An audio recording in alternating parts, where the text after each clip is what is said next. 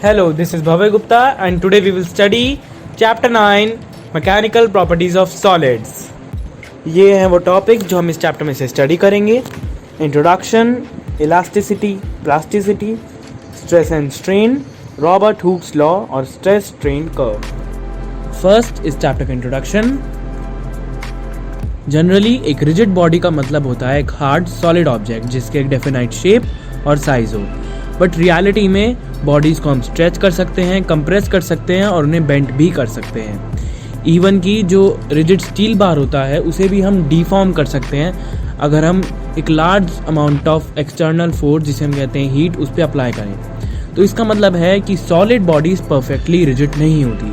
एक सॉलिड का definite shape और साइज़ होता है और जिसे चेंज या डिफॉर्म करने के लिए एक फोर्स की ज़रूरत होती है और वो फोर्स होता है डिफॉर्मिंग फोर्स जिसके अप्लाई करने से किसी भी बॉडी के कॉन्फ़िगरेशन यानी साइज़ और शेप में चेंजेस आए उसे हम कहते हैं डिफॉर्मिंग फोर्स. नेक्स्ट है इलास्टिसिटी. इलास्टिसिटी वो प्रॉपर्टी होती है जिसकी वजह से कोई भी ऑब्जेक्ट डिफॉर्मिंग फोर्स हटाने के बाद अपनी नॉर्मल शेप में आ जाता है. एग्जाम्पल रबर बैंड को हम स्ट्रेच करते हैं और वो स्ट्रेच करने का फोर्स हो गया डिफॉर्मिंग फोर्स और जब हम उसे छोड़ते हैं यानी डिफॉर्मिंग फोर्स हटाते हैं तो अपनी ओरिजिनल कॉन्फ़िगरेशन में आ जाता है. तो ये है रबर बैंड की इलास्टिसिटी. नेक्स्ट है प्लास्टिसिटी, यानी कोई भी बॉडी जब डिफॉर्मिंग फोर्स हटाने के बाद भी अपने ओरिजिनल साइज़ और शेप में ना आ पाए, इस प्रॉपर्टी को हम बोलते हैं प्लास्टिसिटी और ऐसी बॉडी को हम बोलते हैं प्लास्टिक बॉडी. प्लास्टिसिटी का एग्जांपल है सॉइल या फिर रॉक, जिस पे अगर हम फोर्स अप्लाई करें तो फोर्स हटाने के बाद भी वो अपनी ओरिजिनल कॉन्फ़िगरेशन में नहीं है. नेक्स्ट टॉपिक है इलास्टिक बिहेवियर ऑफ सॉलिड्स. ये टॉपिक इस चैप्टर में से डिलीट हो गया है तो हमें ये स्टडी करने की कोई ज़रूरत नहीं है.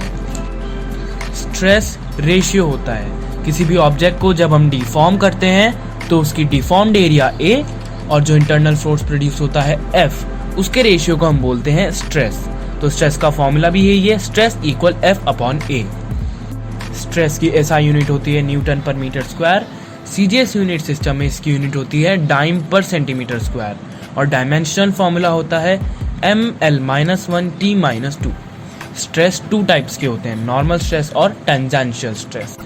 फर्स्ट टाइप है नॉर्मल स्ट्रेस, यानी जब किसी भी बॉडी पर स्ट्रेस परपेंडिकुलरली वर्क कर रहा हो, जिसके दो सब टाइप्स हैं, टेंसाइल स्ट्रेस और कंप्रेसिव स्ट्रेस.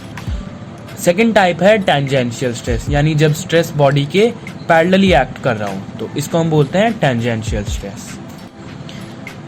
नेक्स्ट टॉपिक है स्ट्रेन. किसी भी बॉडी पर जब हम डिफॉर्मिंग फोर्स अप्लाई करते हैं तो उसका चेंज शेप और साइज का रेशियो उसके ओरिजिनल शेप और साइज के साथ स्ट्रेन कहलाता है. स्ट्रेन के 3 टाइप्स होते हैं, लॉन्गिट्यूडनल स्ट्रेन, वॉल्यूमेट्रिक स्ट्रेन और शीयर स्ट्रेन. फर्स्ट टाइप है लॉन्गिट्यूडनल स्ट्रेन, यानी जब डिफॉर्मिंग फोर्स सिर्फ लेंथ पर ही इफेक्ट डालता है तो चेंज लेंथ का रेशियो ओरिजिनल लेंथ के साथ कहलाता है लॉन्गिट्यूडनल स्ट्रेन. लॉन्गिट्यूडनल स्ट्रेन का फॉर्मूला है चेंज इन लेंथ यानी delta L upon original length L. इसे हम डायग्राम के थ्रू भी समझ सकते हैं. पहले डायग्राम में हम एक ट्यूब को स्ट्रेच करते हैं जिससे उसकी लेंथ में इफेक्ट पड़ता है, तो यहाँ पे जो स्ट्रेन कैलकुलेट करेंगे वो लॉन्गिट्यूडनल स्ट्रेन होगा. Second type of strain volumetric strain. जब डिफॉर्मिंग फोर्स सिर्फ वॉल्यूम पे इफेक्ट डालता है तो जो स्ट्रेन बॉडी में प्रोड्यूस होता है उसे हम बोलते हैं वॉल्यूमेट्रिक स्ट्रेन.